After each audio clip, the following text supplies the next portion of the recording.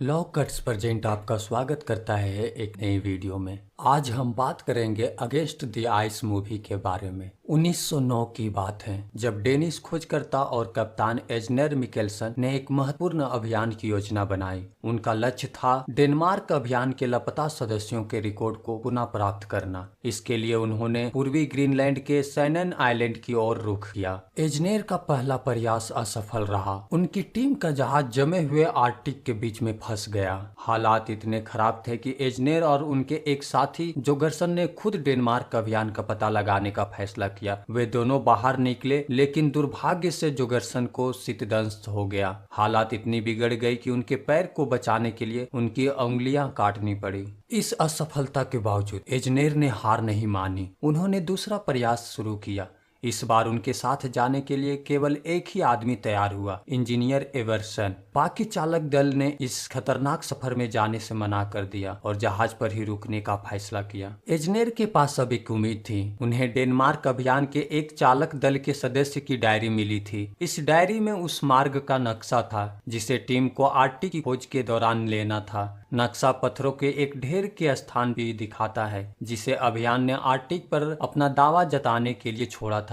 यह पत्थरों का ढेर बहुत ही महत्वपूर्ण था। अगर यह नहीं मिला तो आर्कटिक पर अमेरिकियों का कब्जा हो सकता है। हालांकि अभियान का मनोबल टूट चुका था। चालक दल अपनी जान जोखिम में नहीं डालना चाहता था। इवर, जो एक जहाज मोटर इंजीनियर था, के पास करने के लिए कुछ खास नहीं था क्योंकि जहाज फंसा हुआ था। इवर को स्लेज कुत्तों को संभालने का ज्यादा अनुभव नहीं था और पूरा चालक दल उसे सलाह दे रहा था कि वह 40 डिग्री की भयंकर ठंड की ध्रुवीय भालू से भरे आर्कटिक में बाहर ना जाएं। फिर भी एवर ने साहस दिखाया और एजनेर के साथ जाने का फैसला किया। क्या वे इस बार अपने मिशन में सफल हो पाएंगे? क्या वे उन पत्थरों के ढेर को ढूंढ पाएंगे जो आर्कटिक पर उनके देश का दावा साबित करेंगे? यह कहानी साहस, निश्चय और मानव जज्बे की एक सच्ची परीक्षा है। 1 मार्च 1910 को एजनेर और इवर्सन ने अपना दूसरा प्रयास शुरू किया। एजनेर ने जोगर्सन को बोला कि वे अगस्त तक उनका इंतजार करें क्योंकि तब बर्फ फिर से जमने लगेगी। अगर वे वापस समय तक नहीं लौटे तो बाकी दल को वहां से ले जाने का आदेश दिया।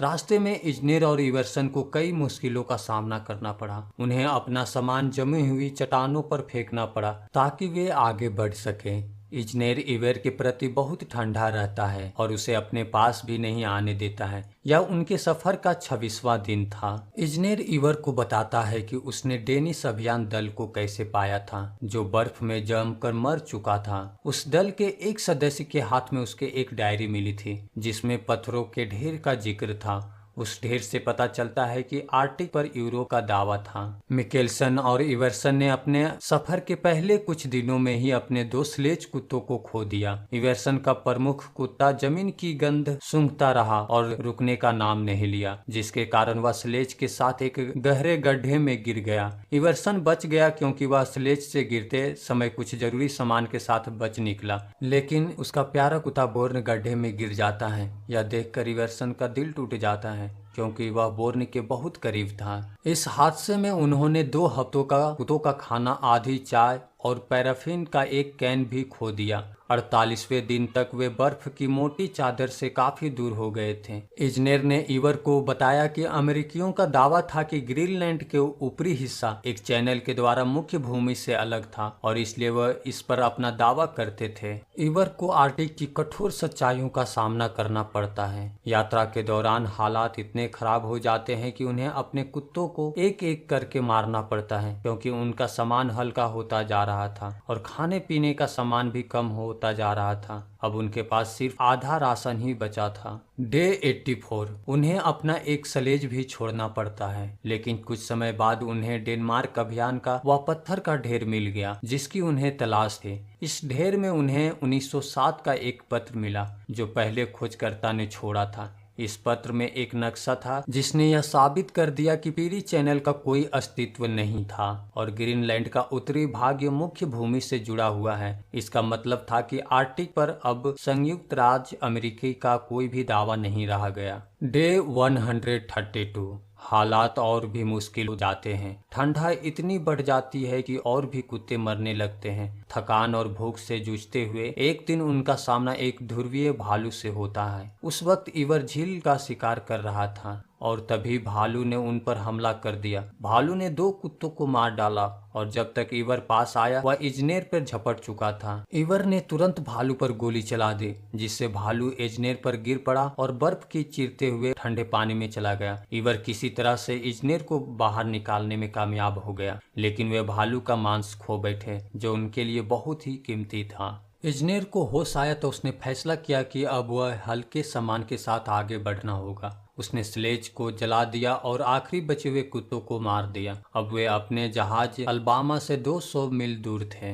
रास्ते में उन्हें एक आधी जमी हुई झील पार करनी पड़ी, जो बहुत मुश्किल साबित हो रही थी। एजनेर ने सोचा कि अगर वे वापस नहीं लौट पाए तो उनके पूरे सबूत गुम हो जाएंगे, इसलिए उसने अपने जर्नल और पीरी चैनल के अस्तित्व न होने की सबूत को सुरक्षित रखने के लिए अपने खुद के एक पत्थरों का ढेर बना दिया। कुछ महीनों बाद मिकेल्सन और इवर्सन वापस सैनन द्वीप पर लौटते हैं, लेकिन वहां पहुंचकर उन्हें एक खराब खबर मिलती है। बाकी का पूरा दल उन्हें छोड़कर घर लौट चुका था। अब मिकेल्सन और इवर्सन द्वीप पर फंसे रह गए। उनके पास कोई और चारा नहीं था, इसलिए उन्होंने वहां एक झोपड़ी में रहने शुरू कर दिया। ये झोपड़ी उसी दल ने जहाज के कुछ हिस्सों से बनाई थी। उन्हें 2 सर्दियों तक वहीं रहना पड़ा, क्योंकि उनके पास खाने का सामान बस 1 साल तक चलने लायक ही था। इधर जब बाकी दल घर पहुंचा तो वे लोग मंत्रालय से मिकेल्सन और इवर्सन को बचाने के लिए अभियान शुरू करने की गुहार लगाने लगे, परंतु मंत्री नीरगार्ड ने बचाव अभियान के लिए पैसे देने से मना कर दिया। उसने दल के लोगों को फटकार लगाते हुए कहा कि उन्हें ईवर और इजनेर के साथ जाने देना नहीं चाहिए था,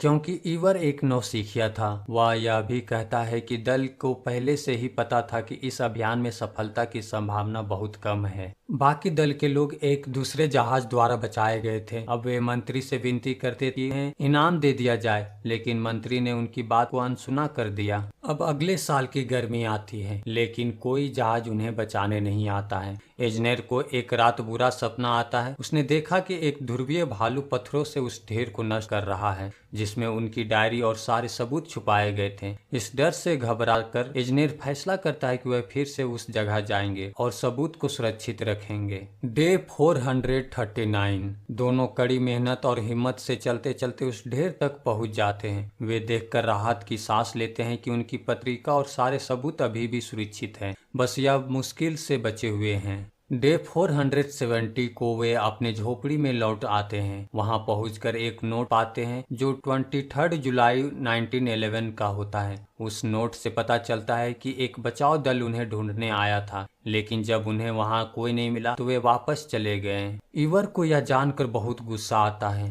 वह लगभग अपना आपा खो बैठता है। वह इजनेर को दोष देता है कि उसने झोपड़ी में कोई संदेश या नोट क्यों नहीं छोड़ा था, ताकि बचाव दल को पता चल सके कि वे वापस आने वाले हैं। इजनेर को भी अपनी गलती का एहसास होता है, लेकिन वह गुस्से में आकर आखिरी बची हुई स्लेज को भी नष्ट कर देता है। अब वे और भी ज्यादा मुश्किल में पड़ गए थे।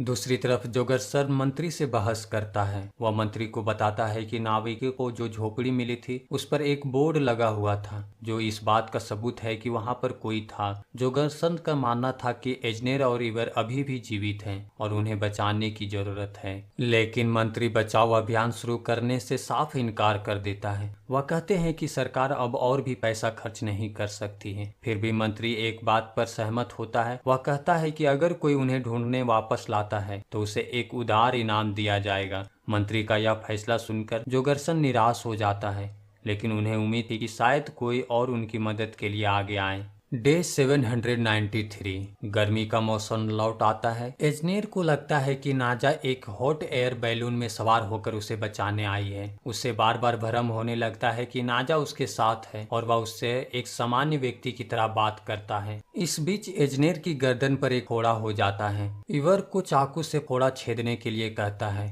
ईवर मजाक करते हुए कहता है कि उसने सपने में नाजा के साथ सेक्स किया था। इजनेर इसे सच मान लेता है और गुस्से में आकर ईवर को गोली मारने की कोशिश करता है, लेकिन चूक जाता है। डे 865 आखिरकार 1912 में जोगर्सन एक जहाज लेकर उनके पास पहुंच जाता है और उन्हें बचा लेता है। इजनेर और ईवर को राहत मिलती है और उनकी कठिन यात्रा का अंत होता है। जब इजनेर और ईवर को बचा लिया जाता है तो समय के साथ सब कुछ सामान्य होने लगता है। 1 साल बाद इजनेर ने नाजा होल्म से शादी कर ली और उसके दिल के करीब थी। इधर इवर्सन ने आर्टिक की ठंडी और कठिन दुनिया को छोड़ने का फैसला किया। उसने कभी भी आर्टिक में लौटने का मन नहीं बनाया और सामान्य जीवन बिताने लगा। दोनों की कहानियां अलग अलग रास्तों पर चलती हैं, लेकिन उनकी कठिनाइयां और साहस की यादें हमेशा उनके साथ रहती हैं।